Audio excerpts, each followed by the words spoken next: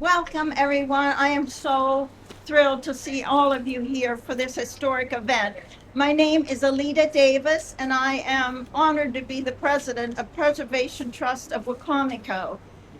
Preservation Trust was actually set up by Maryland Historic Trust to be a watchdog in this area to protect historic places that might be endangered, whether it's a building, a site, or a cemetery. So our board works on all these things, and if you ever have a question about anything, contact us. We have a Facebook page. The website's not so good right now, but you can always reach us on Facebook. So anyway, um, we're here today not only to see this beautiful new sign, but to commemorate and honor one of the greatest American orators and hero to many, including myself. Members of the historic community for years have tried to get this sign put up, and something has always happened.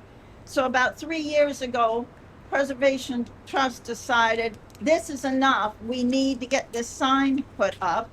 And we went to the county and the city to get permission to put the sign up. And then we worked getting donations from the public. So that sign has been paid for by friends in the public, and the city and the county have helped as well. So it's all done out of the goodness of people's hearts.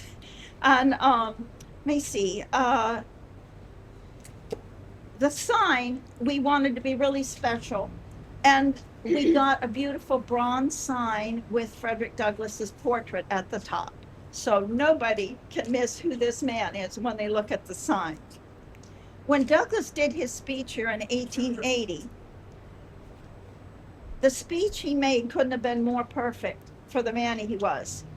He did his speech, self-made man. And for me, this was so important because he was a slave and he lived an absolutely horrific life. Even though he was half white, the children who were mixed race were treated even worse by the masters, and especially their wives, than the children who were not children of the masters. So his life was completely brutal, but he finally escaped with the help of a free black woman he met named Anna, and they later married and had 5 children. Douglass realized from his youngest years that the ones in this world who had the power and the money were people who could read. He was denied the right to learn to read, and he did everything he could, often getting whipped, just to try to read. If his mistress saw him carrying a newspaper, she would immediately whip him for carrying that paper because they knew he wanted to read. He found some boys doing homework, and when he saw these children, he would go up and say, "I know more words than you. What words do you know?" So by that, he learned new words. And he spent his time, every chance he could, trying to learn to read until he could. And when he learned to read, he read as many great works as he could. And because he was an escaped slave, he wanted to change his name. And the name he chose, Douglass, came from one of the historic books he was reading, and the hero in it, whose name happened to be Douglass, whom I'm assuming he admired greatly. So he brought himself up from being a starving, freezing, frightened child with absolutely no hope to become the Marshal of Washington, D.C. He met Abraham Lincoln 3 times before he died, and Abraham Lincoln thought so highly of him, he would take him around at events and introduce him to everybody because he wanted him to be known. Why Douglass means so much to me is that even as a slave with no hope for freedom, he refused to become hopeless. That is the big thing. You can never become hopeless or you will get nowhere. He risked everything to learn to read and better himself in life. And I hope children and even adults who read this sign will stop and think about what this man went through to become the great man he dreamed of becoming. And he did that by realizing education was the key to success. And no matter what color you were, If you could not read and you did not work hard, you had nothing in life.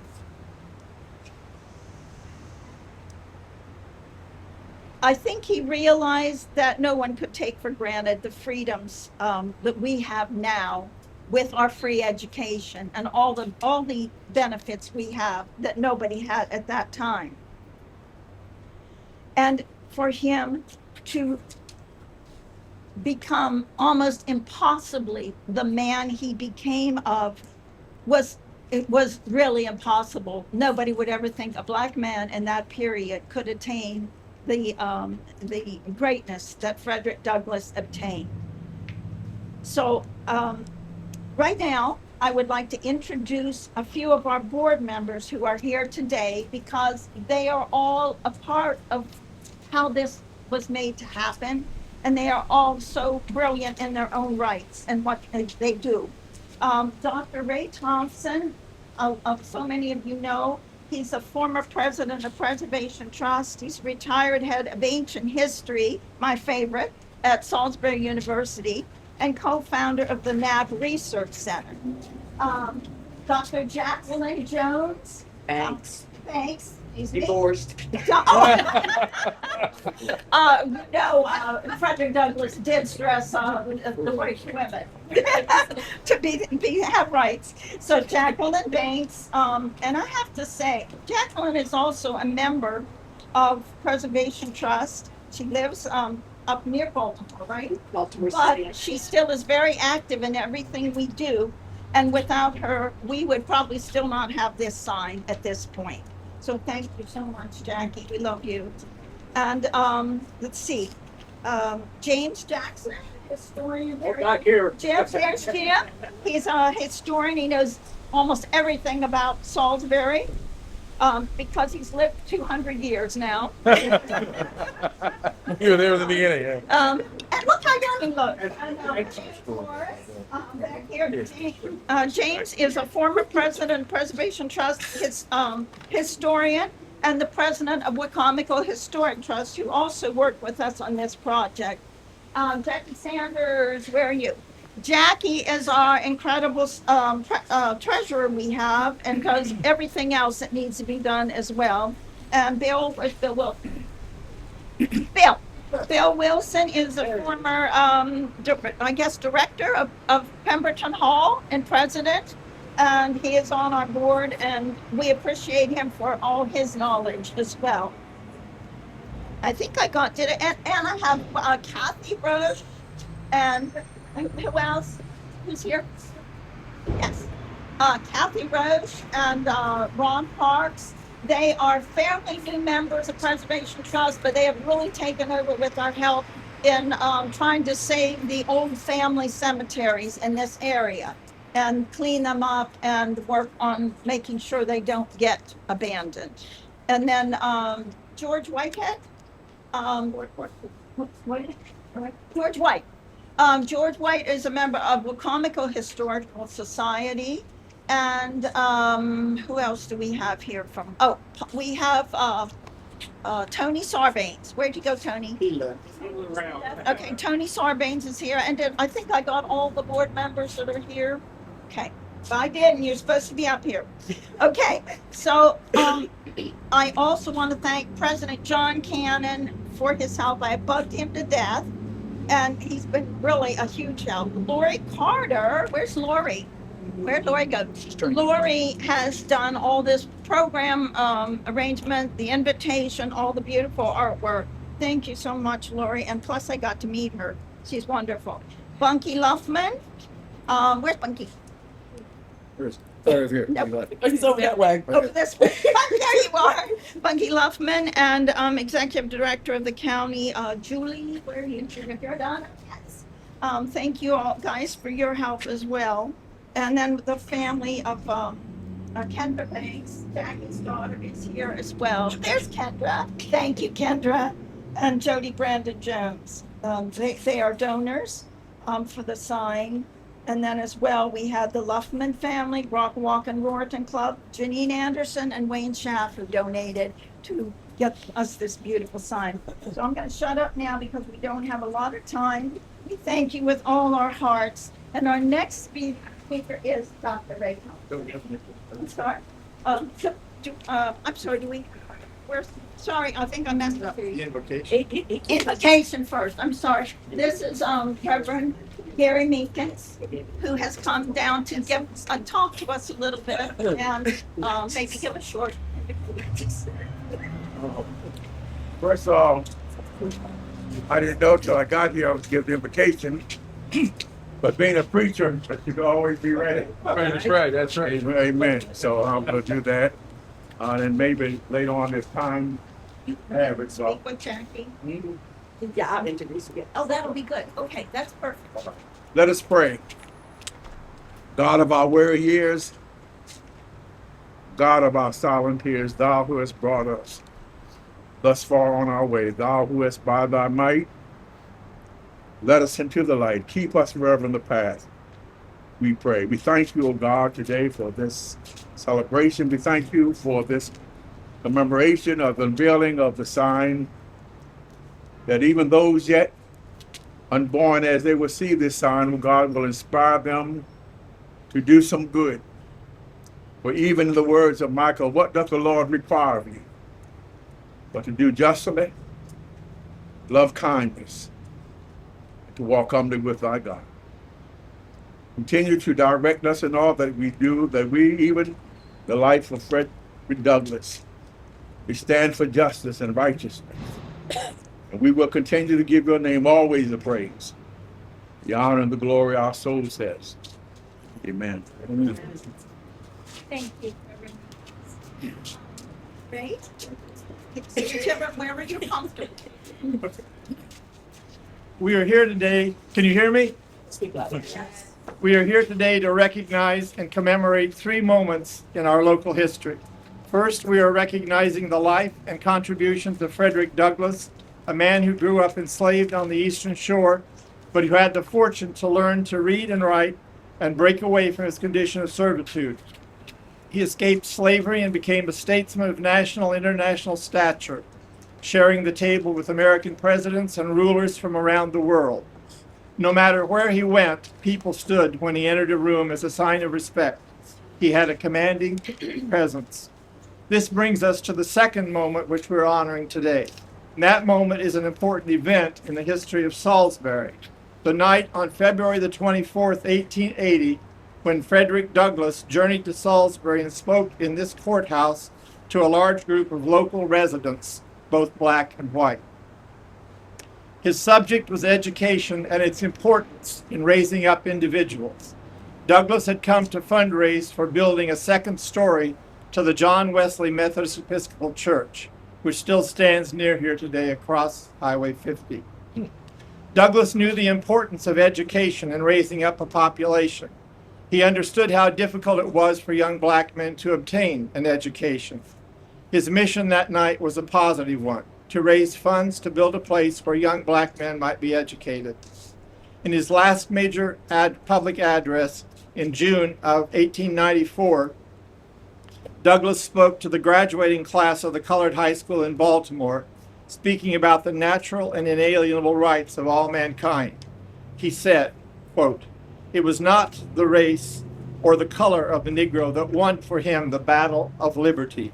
That great battle was won not because the victim of slavery was a Negro, but because the Negro is, and of right ought to be, a man, a brother to all other men, a child of the common father of mankind, and therefore to be recognized as a subject of government and entitled to justice, liberty, and equality before the law, to education, and to an equal chance with all other men in the race of life in the pursuit of happiness." His words spoken at that graduation ceremony still resonate today. This brings us to our third moment, which is that we are here to commemorate history and its importance in Salisbury. For years, some of us in the community have recognized that our history was not being told. Few people knew about the history of Salisbury or of Wycomico County or of the Eastern Shore. To that end, we went to the city and county officials to establish a task force which would make plans for creating historic signage which would educate people about the past of this historic area. Initially, we came up with about 10 different milestones which we were determined to recognize. The first of these signs was to commemorate Frederick Douglass and his educational mission. A signage commission was established and plans were made for signs, but financing was lacking. COVID intervened and nearly killed the project, as well as one of the two originators of that project. We began speaking to individuals and groups. Preservation Trust of Wycomico picked up the project and has been ardent in its support under the leadership of Alita Davis, our president. As groups heard about the plan for signage, they offered financial support. Preservation Trust of Wycomico, Wycomico Historical Society, Rockawakan Ruritan Club, and the City of Salisbury were among the earliest organizations to offer support. Individuals also came forward, including Dr. Jackie Banks, who understood the importance of all three of these moments we just outlined, and whose support made the signage possible. Today, what you see before you is a sign which represents all three of these moments. Frederick Douglass, the man, his vision for educating and uplifting Black youth, and thirdly, the need to have an understanding of the history of our area and its people.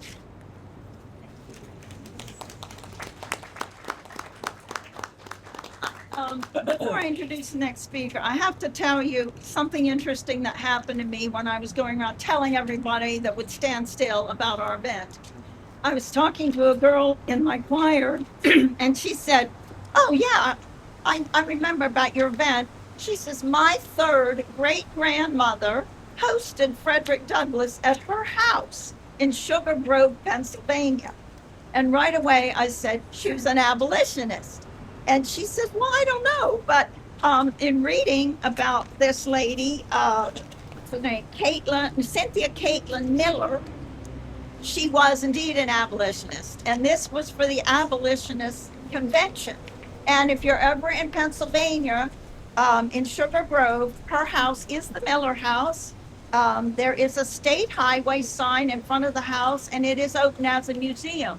And you can see the trap door under the floor when you go into the entry, and there is a very hidden closet in one of the closets where the slaves could hide. And she and her group of ladies made clothes for the escaping slaves so that they would have something dry and warm to wear. So I just thought that was kind of a neat thing to come up in the planning of this event.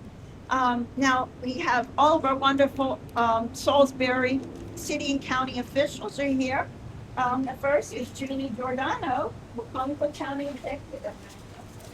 Thank you. All right, good afternoon, everyone. As your county executive, it is truly a privilege to welcome each of you here today to the heart of downtown Salisbury for the unveiling of the Frederick Douglass commemorative sign. This sign honors a man whose life, words, and legacy continue to inspire and challenge us. Frederick Douglass was born here on Maryland's Eastern Shore, and his journey from enslavement to becoming one of America's most prominent abolitionists, orators, and advocates for equality and justice has left an incredible mark on our nation's history. As we gather in his memory, we are reminded of his incredible courage and resilience, his commitment to the power of education, and his relentless pursuit of freedom, not just for himself, but for all people. This commemorative sign is a tribute to his enduring impact on, on our community, and serves as a reminder that we too are part of his legacy and his vision for a more just and equal society. Today, as we unveil this sign, let it inspire us to uphold Douglass's values in our own lives and our community. May his example remind us of the importance of speaking out, standing firm, and working together to create a brighter future for all. Thank you for joining us to celebrate this special moment, and thank you to everyone to help bring this project to fruition. And honor John Hannon, President of the County. Thank you, Alita. Good to see everybody here today. I'd like to thank Alita Davis and James Morris for their great work in making this happen. It was well over a year, if not two, 2.5. in trying to put all this together. So it's great to see it finally coming to be here on the courthouse lawn. Also like to thank Melissa Leahy, who's a circuit court administrator, who the circuit court did have to approve putting the signage here. So we appreciate that as well. I'd like to recognize our librarian, Seth Persbergers, who's here today. Glad to have you here. We have Delegate Barry Beecham here as well, Vice President of the County Council, Jeff Merritt. Sorry, Jeff. And we have Chief Mindshine here. A pleasure to have everybody here. Thank you so much. On behalf of the Wycomico County Council, I'd just like to say it is an honor to be here and to honor a great American, Frederick Douglass, who back in February of 1880 engaged our community in a 2-hour lecture with a mixed crowd. I think they had to pay 50 cents a piece, and it was a full house right here. This became forever entwined. This event became forever entwined in our community, in our history, in our heritage, and we're very grateful for that. It was an inspirational message that was relevant to all men and women in 1880, as well as it is today. So with those words of wisdom, we're truly indebted to him, not just for his insight, but also for the opportunity he left us to express our gratitude to him for making this community a part of his legacy. One we can share as a positive reinforcement of Black history in our community with this marker here today. This one monumental occasion now affords us the opportunity to highlight just one more of the many achievements of prominent Black figures and the contributions they made throughout history, creating a broader understanding of the true American history for us all.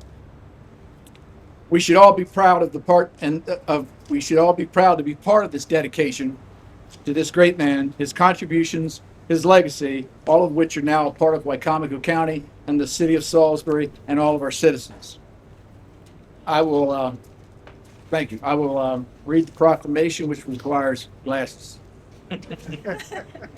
Okay, carry that off well. There you go. It's a proclamation honoring Frederick Douglass and his legacy in Wycomico County. Whereas Frederick Douglass, a renowned abolitionist and leader in the African American civil rights movement, was born into slavery on Maryland's eastern shore, later escaping to become a powerful advocate for freedom and equality. And whereas on February 24th, 1880, Frederick Douglass visited Wycomico County, Maryland, to give a speech at the Wycomico County Courthouse. And whereas Douglass delivered his lecture, Self-Made Men, to raise funds for the John Wesley Methodist Episcopal Church, now the Chipman Cultural Center, with proceeds going towards restoring the church and adding a second-floor story. And whereas Douglass's visit left a lasting impact on Wycomico County, inspiring the local community with his message of self-determination, reliance, and hope. Now, therefore, the Wycomico County Council does hereby honor Frederick Douglass for his contributions to Wycomico County and his enduring legacy in the struggle for justice, equality, and opportunity for all, done this 15th day of November 2024. Thank you very much.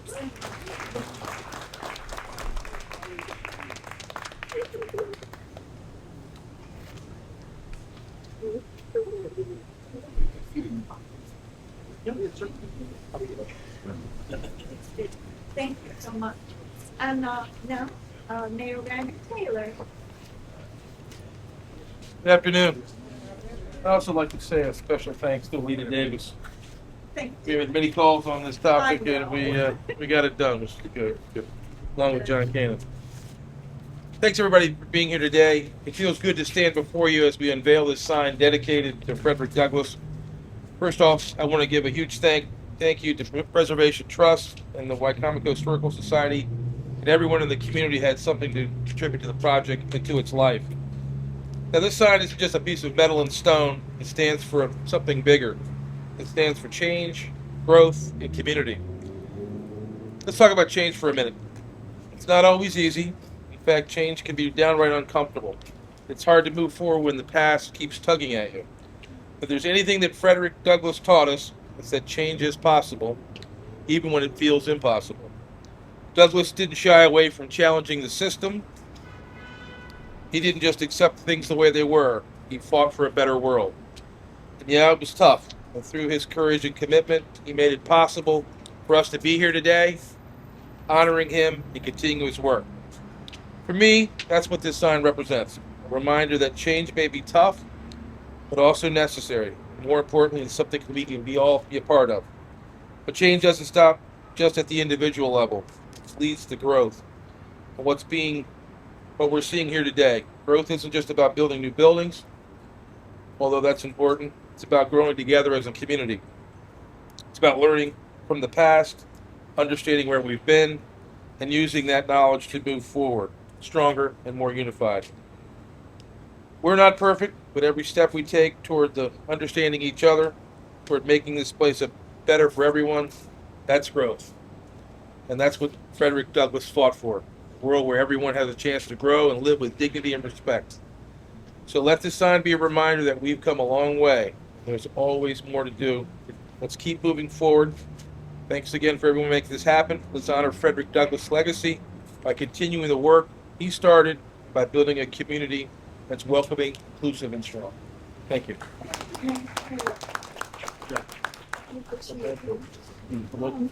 Next, to Sean Dowdy, the president of Salisbury City Council. Thank you all for being here today to celebrate the remarkable life and the legacy of Frederick Douglass. We're here not only to honor an extraordinary abolitionist and advocate for equality, but to recognize how his story continues to inspire us right here on the Eastern Shore. Douglass said in his self-made man speech, which was delivered once on this very land in an effort to raise money for what is now known as the Chipman Cultural Center, "There are in the world no such men as self-made men." That term implies that individual independence of the past and present, which can never exist. These words remind us that Douglass himself was shaped by both his origins right here and the collective efforts of justice that have advanced his cause through generations. People like Douglass, who advance their cause with relentless dedication, have influenced and pushed me to continue standing up for what is right, knowing that we are part of a larger movement that spans beyond ourselves.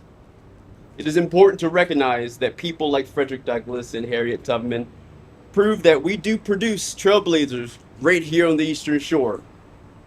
We must continue to chart the course they left behind, and in doing so, the entire world will come to know what it truly means to be Eastern Shore in Salisbury. The Salisbury City Council fully supports preserving and celebrating our rich cultural heritage, knowing that this shared history strengthens Salisbury and the entire Eastern Shore. May this commemorative sign remind us to continue Douglass's work, valuing and upholding the principles of freedom, justice, and equality for all. Thank you. And my very newest friend here, Commissioner Jay Lemoni, of Maryland Commission on African American History and Culture. Good afternoon, everyone.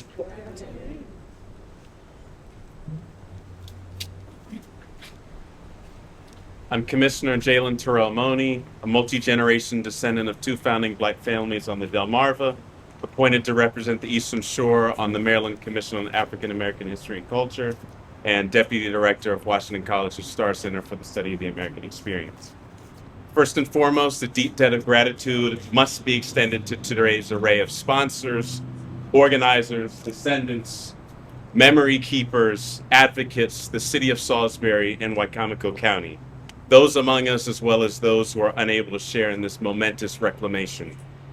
As a proud fellow son of Talbot, who was also recently relocated to the Lower Eastern Shore, standing near where Frederick Augustus Washington Bailey, known the world over as Frederick Douglass, would address over 200, including those previously enslaved in the newly established Wicomico County, the spirit of compassion, courage, conviction, disruption, protection billows through me. Whether few or many, each of our journeys here today were completed by a series of steps. As we reflect on the gravity of this speech 144 years ago, I invite you to retrace the footpath from the home of his formidable host, Solomon Houston, on East Church Street to this courthouse. Frankly, one transformed by Ordinance 610, the genesis of American redlining rooted in Maryland bedrock.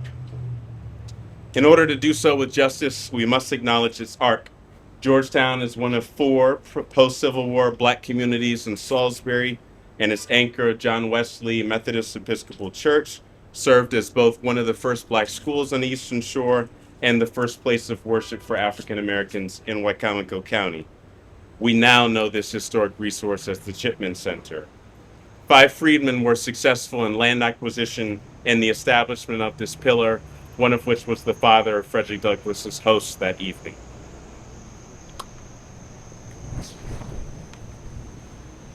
It's windy up here.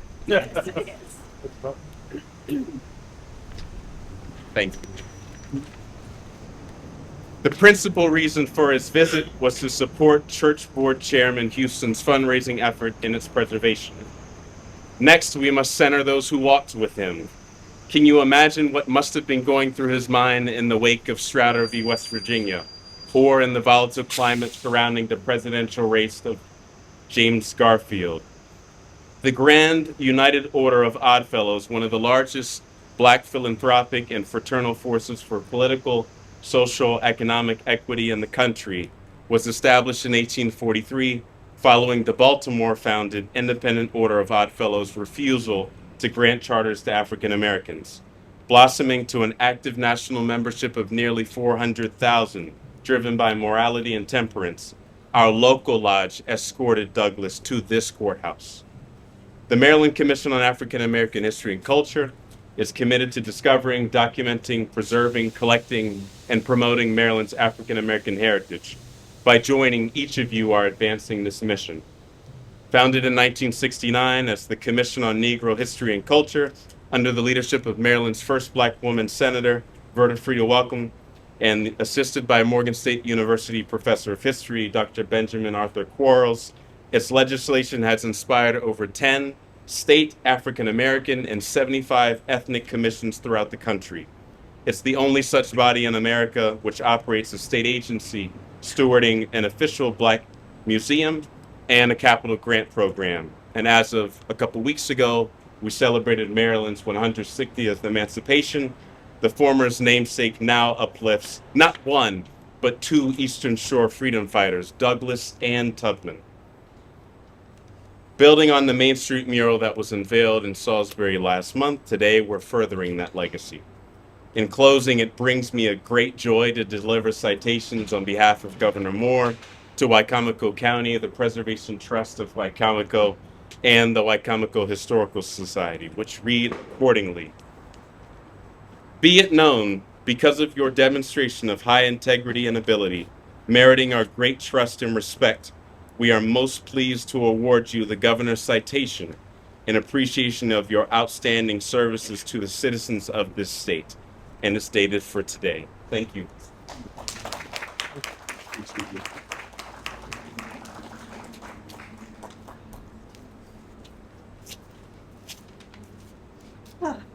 Hard to follow that one up.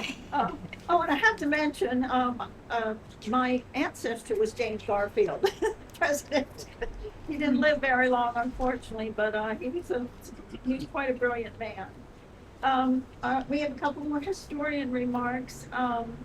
James Morris, the president of Wicomico Historical. Okay, my knees have frozen up, so I'm going to be very short. So there isn't going to be a whole lot I'm going to say, other than that we were proud, being Wicomico Historical Society, we were proud to be involved with this sign and contributing to it.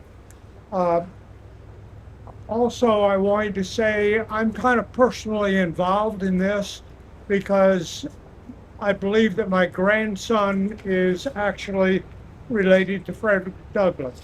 So I'm following this, and hopefully somebody will be able to say yes or no before I leave here today. So I thank you all very much, and I'll go on to the next speaker.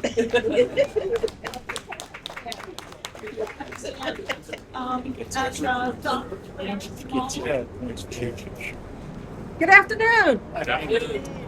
First of all, thank you, Alina Davis. Thank you, everybody who's been involved in this. This is fantastic. And we're honoring someone who helped to be one of my heroes of the Eastern Shore. a slave, a fugitive slave, abolitionist, editor of a newspaper, the North Star. His home was a refuge for fugitive slaves. He was a man who was determined to be free and to help others be free. During the Civil War, he was also one of the recruiters of the United States colored troops. That's something no one has mentioned yet. And here on the Eastern Shore, we're talking about more than 18,000 individuals. Really 18, yeah, 18,000. So we're talking about individuals from what were Worcester County, Somerset, also now Wacomico County, Dorchester, and Talbot County. Talbot County had more United States colored troops than any of the other counties here on the Eastern Shore. Okay? Here on the Eastern Shore. That's where he was from. And because of their efforts, the Civil War did not last as long as it did. It lasted too long to be accurate. But after the Civil War, Frederick Augustus Bailey Douglas was a friend of presidents. He also wrote articles. He did what he could to try to make sure that everybody had an opportunity to succeed. Frederick Douglass was an ambassador. He was also recorder of deeds of D.C. And until he died in 1895, he said that no one concedes power unless they're basically forced to. One of his last words were, some of his last words, agitate, agitate, agitate. Thank you.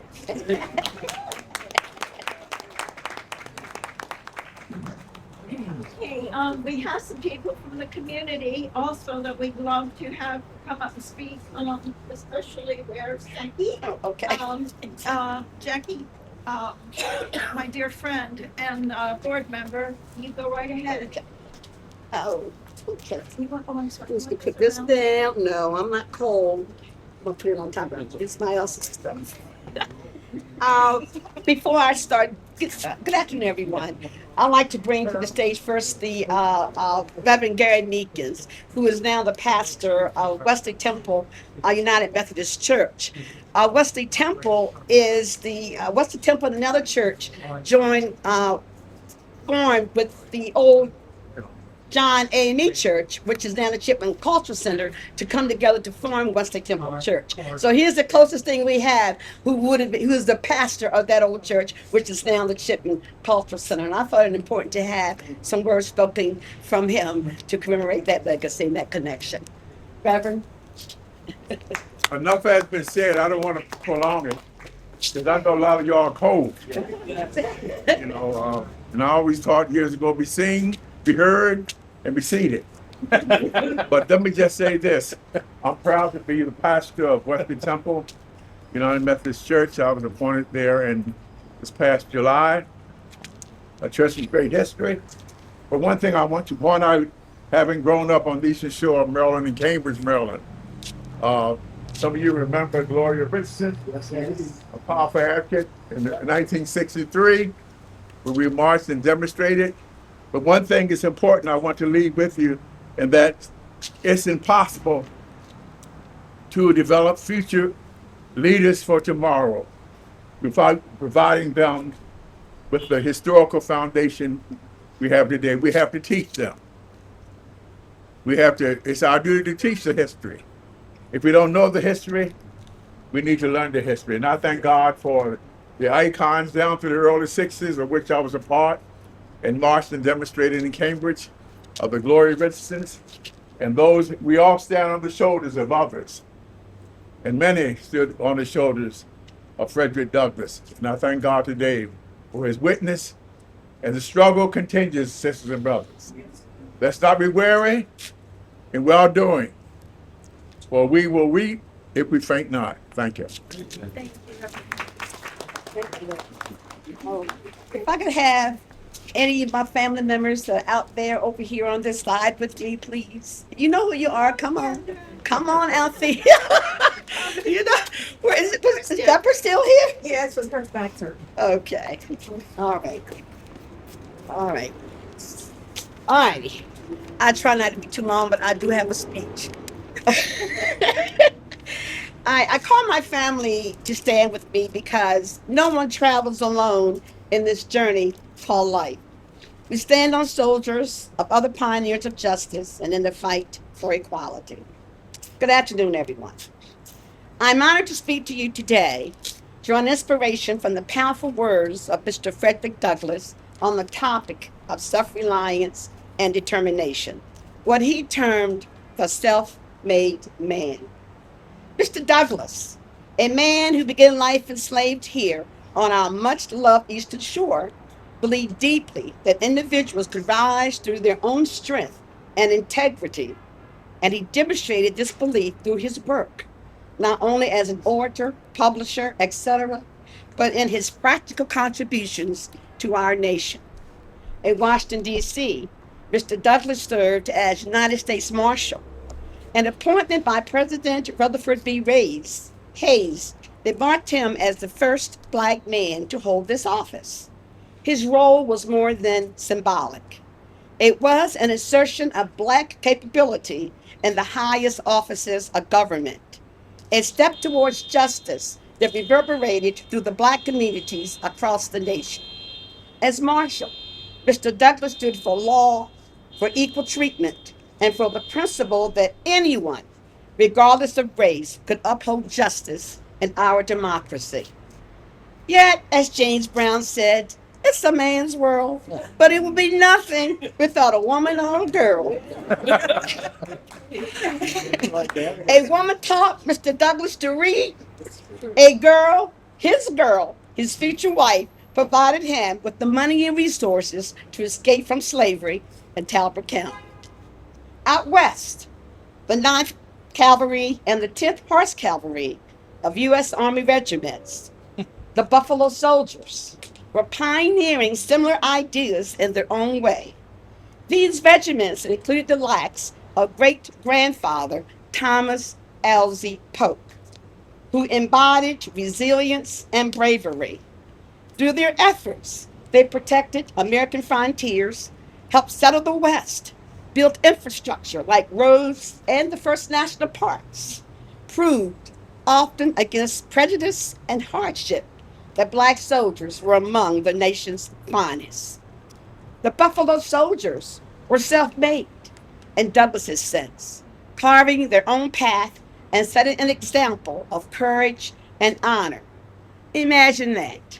A Black man from little teeny old Allen having the guts and vision to join the 9th Army Infantry Regiment.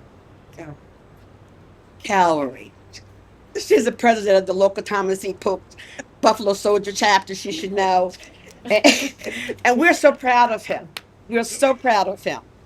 And in Oklahoma, great-great-grandfather Caesar Bruner, a leader among the Black Seminoles, was guiding his people through new lands and unfamiliar laws, striving for autonomy and respect.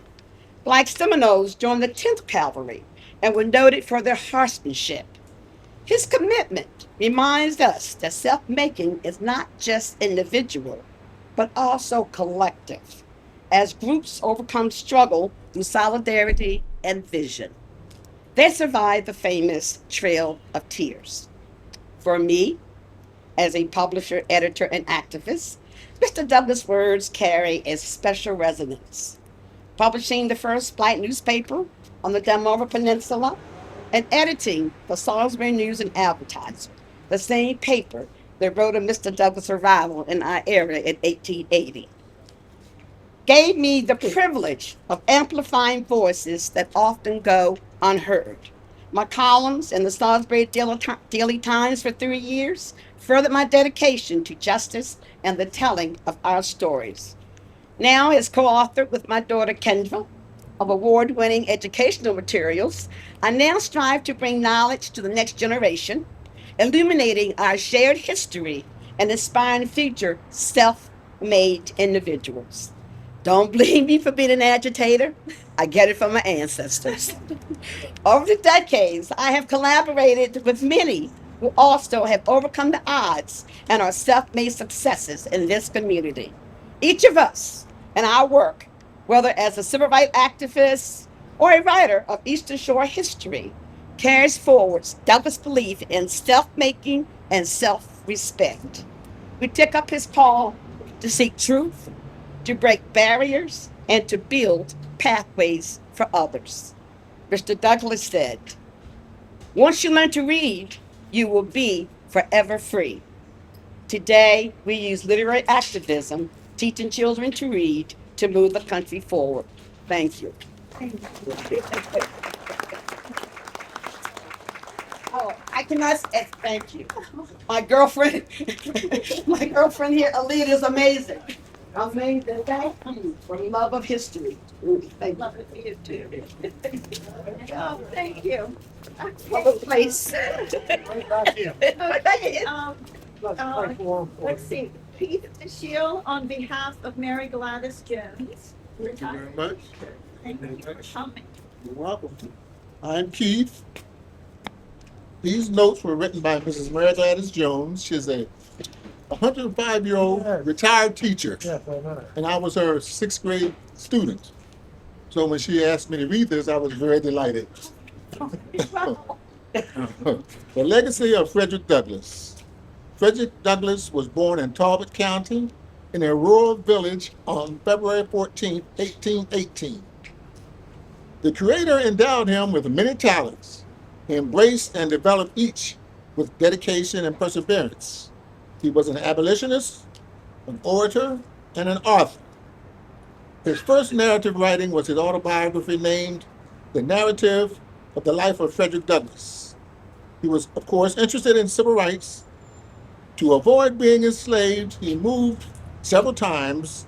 This included 2 years overseas after he gained his freedom.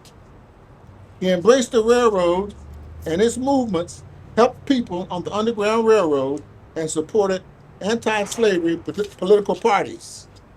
He bought a printing press and ran his own newspaper, the North Star. In 1855, he published his second autobiography, My Bondage and My Freedom. What will our legacy be? Each of us was placed here by the Creator with talents. Frederick Douglass' story should motivate us to define and develop our talents, use them to make the world for family, friends, and community a better place. Thanks for the inspiration given from the legacy of a great man, Frederick Douglass, a great American, Frederick Douglass. Amen.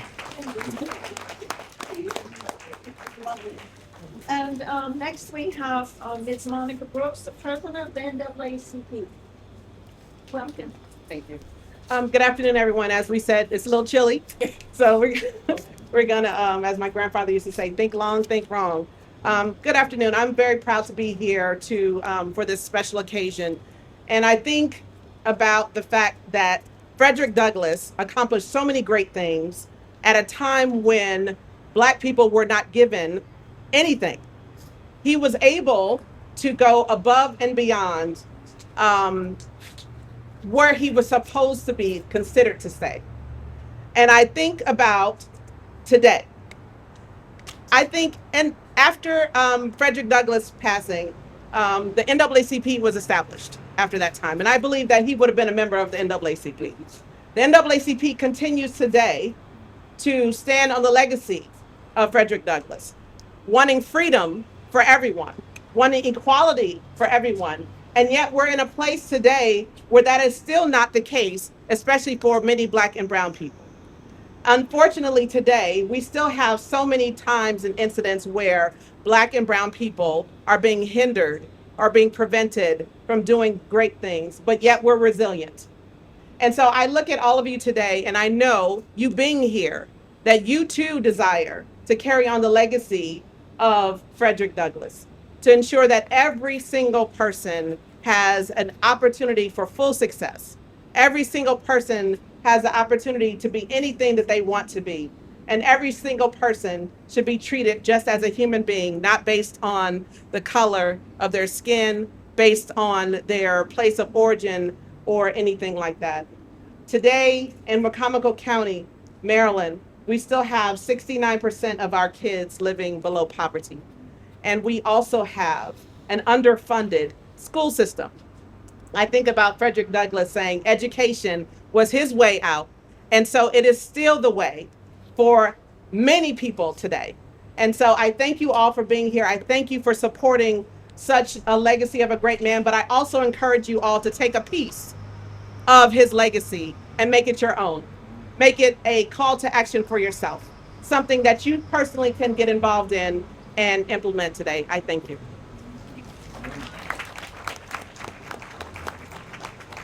Next, we have community activist Lauren White.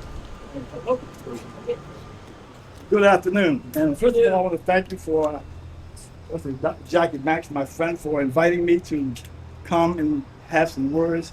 So on behalf, I'm going to do dual duty today on behalf of the Chipman Cultural Center, as I'm the board member and as a representative of all the members of the Chipman Cultural Center, and I work here. We are here and glad to be here, part of this day to celebrate this opportunity to celebrate Frederick Douglass. Also, as a person who has lived here all my life, of 74 years, I know the history of this town and this area because I've lived it. And so it is very important for me to stand here today to address you to understand something as we're talking about Frederick Douglass and what we are saying. And I've heard a lot of the messages that we are hoping that you all saying we are understanding. You know, back in where I grew up, and the Reverend can back me up on this, see, in the church, there was a song written by a gentleman here on the shore who liked Frederick Douglass, was raised in Berlin, Maryland, Reverend Charles Tinley. Charles Tinley was known as the father of gospel music, and he was an activist, and he was an abolitionist. He was during the time of Frederick Douglass, and he wrote a song that said, "By and by, when the morning comes," and the other word says it, we'll understand it better by and by. And then another writer wrote a song that said, "Further along, we'll what? We'll understand, we'll know all about it. And further along, we'll understand why." So today, since I've heard a lot of people saying we're doing this so that we get an understanding, I want you to get a better understanding. Since we're here, I hope you are committed to this. I hope you are committed to what you all are saying about Frederick Douglass and his life, because you need to get to know his life. You need to get to understand not only his life and the lives of the African American people. Great historian right here in living color, Dr. Claire Small, has done so much to talk about the history, but only to certain people. Everybody don't want to hear this message. They want the soft tone message so we don't upset anybody. But let me help you to understand something. What's the purpose of these grounds that we stand on and we're going to honor Frederick Douglass? Understand there's a sign over there in the corner that talks about the history of lynching here. There's another sign right now we're going to unveil, going to talk about. It's going to have some story about Frederick Douglass there. There's another marker on this property right there in front. Got some words, but there's no story or history on a monument here. And we walk by it every day. Do we know what it really means? Well, let me just briefly share with you, and I want to pay homage to another historian, I paid the Class Hall, who is now deceased, Linda Dyer. Many of you know Linda Dyer. That's me. And her work that she did to preserve the history of our African American people. And since it is talking about Frederick Douglass, let me read you something on her behalf. She's not here, but let me share with you something about Linda Dyer said about this ground that we're here acknowledging Frederick Douglass. She wrote in an article about this. On these grounds, there was a tavern, was much of a community center. There, planters came to buy and sell slaves and barter merchandise. In the basement and the rear were the slave pens. The building was low, rambling frame structure with dormer windows, and a double-tier porch was extended across the whole front. And she says when this tavern was raised in 1878 for a new county courthouse. She goes on to say, not long after the construction of the courthouse, Frederick Douglass came and spoke in the building to a mixed audience, which you all have mentioned. And she says this, I wonder if at that time he knew about the building's history and that of Bird Taffy. You see, there's a mark right there that says Bird Taffy, but there's no explanation. We walk by it, so you don't want. So if you really want to know, we're gonna talk about history. Let's talk about the whole history because it is important for you to understand. We can praise Frederick Douglass. We can do all of these things about what he did and how he overcome. But as Dr. Small, we are still overcoming. Because it is, I am happy to see in this city murals of black faces on the buildings now. But do you understand who they were? Who are you talking to find out what they went to? That's what I'm talking. So now that we've got people saying that you're interested, okay, let's band together. But we're going to talk about the truth, the good, the bad, and the ugly if you really want to understand that we're saying we want to come together. Because I can tell you right now, there are a lot of people who are going to walk by that and ain't going to like that you got something of Frederick Douglass on this mountain. A lot of people walking by right now who don't like that you put that to have literature here to solve, but it's part of this history. And we've been so afraid to talk about it because it's going to upset somebody. Well, see, I'm not afraid to talk about it, and we all want to be unity, but you got to understand this. As the song said, do you want to understand it? Well, by and by is now.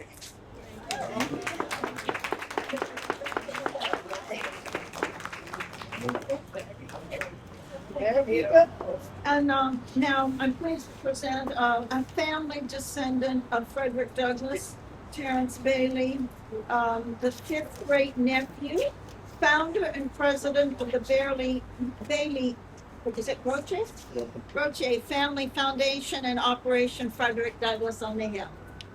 Thank you so much, Terrence. It's an honor to be here to represent my family for this great occasion and to see our family member to be honored down here in Wacomico County. Well, just listen to everybody talk. I'm sitting here thinking, you know, our first ancestors that got off the slave ships in Oxford, Maryland, Bale and Salah, what would they be thinking right now? That their descendant would have made this big of an impact on the United States, that he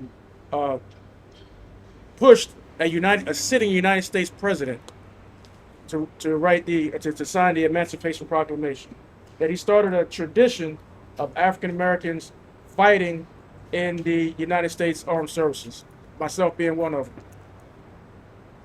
I wonder, you know, when they say we are our ancestors' wildest dreams, I wonder what Bale and Salah were dreaming. You know, it's very important, especially in a time like now where we have people that are trying to suppress this history. That they say that, you know, it doesn't matter, you're living in the past, you know, let sleeping dogs lie or whatnot. But if you don't look behind you, you don't know where you're coming from, you don't know where you're going. I remember there was a TV show I used to watch. I watched my parents growing up. Oh my God.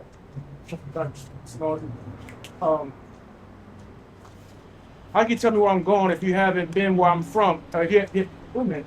You don't know where you're going, and you don't know your past, and like a comedian once said, It's African pride. yeah, it slips me, but what I'm trying to say is you don't know where you're going if you don't cherish where you come from. You don't appreciate it more, you know. So I personally, you know, really have a great appreciation for what you've accomplished. The Bailey Roche Family Foundation and Operation Frederick Douglass on the Hill, we're actually trying to build an African American Cultural Center for this very same thing, to preserve the history on Eastern Shore. The Eastern Shore has produced more African American leaders per square mile than any other place in the United States. There's no place like the Eastern Shore. The Eastern Shore of Maryland is sacred ground. This is the land of leaders and change makers. You know what? When the slave master took Frederick Douglass to the slave breaker, he gave the slave breaker two conditions. Anybody know what they were? You can't breed him and you can't kill him. So don't kill him and don't make no more of him. Because they knew back then he was special. You know, his slave master tried to save his life by sending him to Baltimore because he was so, I guess what they called back then, uppity. Yes. He would walk down the street to St. Michael's and white folks would move to the other side of the street. He had an attitude about him that he knew. Yes. He knew that there was something on his life. And when he ran for freedom, he's also the epitome of faith without works is dead. He said, I prayed and I prayed, but it wasn't until I prayed with my legs that I actually got my freedom. So you praying all day and staying in one spot. Right.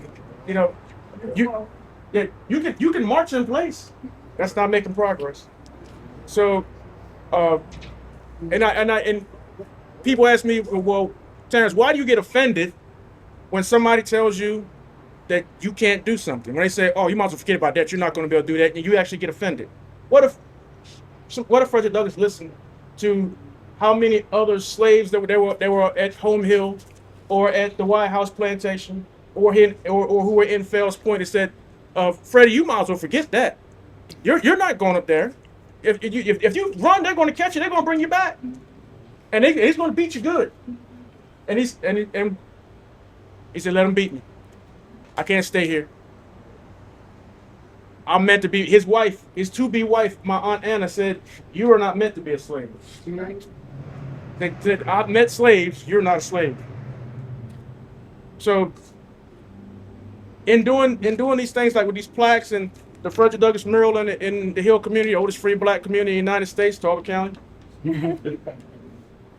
When we do these things and we say their names, there's life and death in the tongue. They're living. We're giving them life every time we say their names.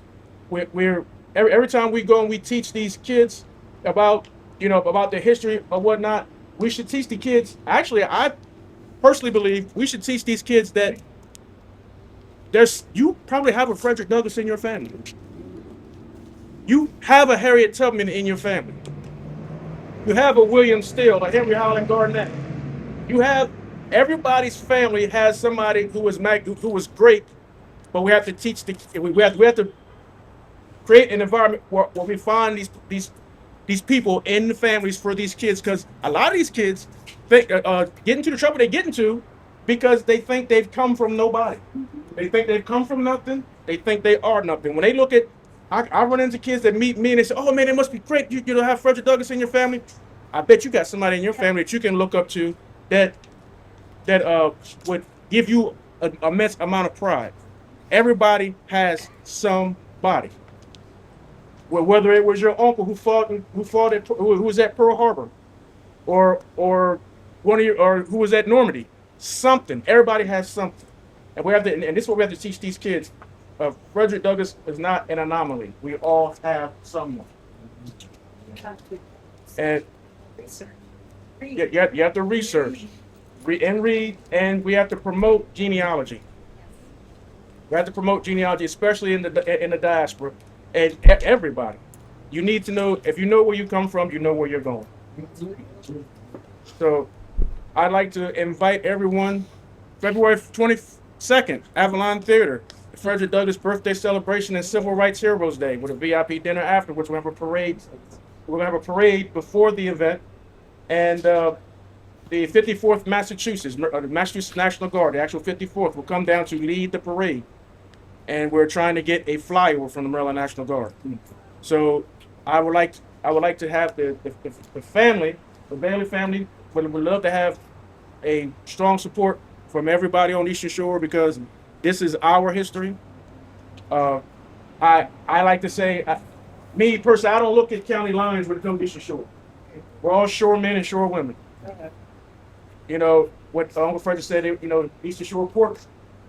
I don't eat pork anymore, but I do stay in the gym, because if Frederick Douglass was an avid weightlifter. He loved it. He loved to lift weights. He was body conscious. And back in those days, you need to be strong, because it's like when he was attacked in in a church at the pulpit. That's how his hand got broke. The man tried to hit him with a 2x4. He put his hand up, cracked the board across his hand, broke his hand. His hand was deformed the rest of his life. So he believed in keeping his body up or whatever, for him to protect himself. But on behalf of the family, I'd like to thank everybody. I'd like to thank you and your whole board and everybody who was involved. We really appreciate it. Thank you. Dr. Small would like to say something quickly. A man without knowledge of himself and his heritage is like a tree without roots. A tree without roots cannot stand.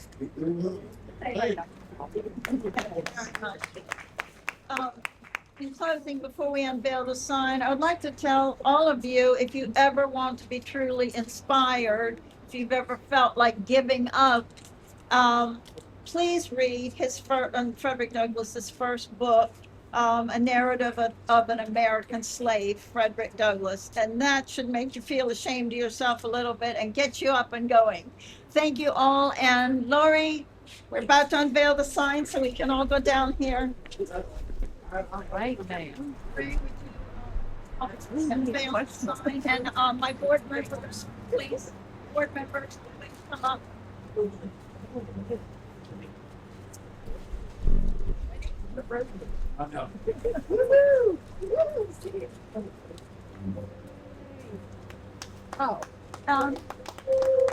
like to read what it says. On the evening of Tuesday, February 24th, 1880, Frederick Bailey Douglass, one of the most influential American figures in history, graced the halls of the Wacomico County Courthouse. A former slave, famed abolitionist, writer, orator, and at time the marshal of the District of Columbia, Douglass was often referred to as the father of America's civil rights. Douglass gave a 2-hour lecture, Self-Made Men, to a mixed-race audience in the courtroom, each of whom paid the admission price of 50 cents, a testament to the widespread respects and admiration he commanded across racial lines. The proceeds were said to benefit the restoration efforts of the John Wesley Methodist Episcopal Church, now the Charles H. Chipman Cultural Center in Salisbury. During his stay, Douglass was a guest at the home of his host Solomon Houston, believed to be a manumitted slave from Poplar Hill, Maryland. In a time when most adults were still illiterate, Frederick Augustus Washington Bailey Douglass, a self-made man, proved that whether born free or enslaved, white or of color, man could triumph over the humblest of beginnings.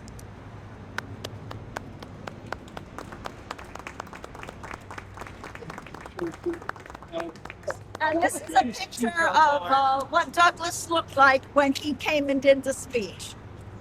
Thank you so much, all of you, for coming. And anybody who is interested in history, please consider joining us on our wonderful board, Preservation Trust of Wacomico and Wacomico Historic Society. I guarantee you'll have something fun to do, and you will be able to contribute a lot to our history and our community here together. Thank you, all wonderful guest speakers. And I forgot, Reverend Meekin, would you like to do a closing statement and prayer? We probably could use that. Let's prepare to leave from this place, but go not ever from the presence of Almighty God. Keep us in touch, we. Our blessed Lord, thine shall the glory be. Ours the reward. Cover our souls with grace in that most holy grace. Keep us in touch with thee. This is our prayer. Lord, let your guiding light shine on our pathway. Keep it there both night and day. Show us the road to the end. For Lord, you know every hill. You alone know every bend. Keep us in touch with thee. This is our prayer. And all of God's people say, Amen. Amen. Thank you, Reverend.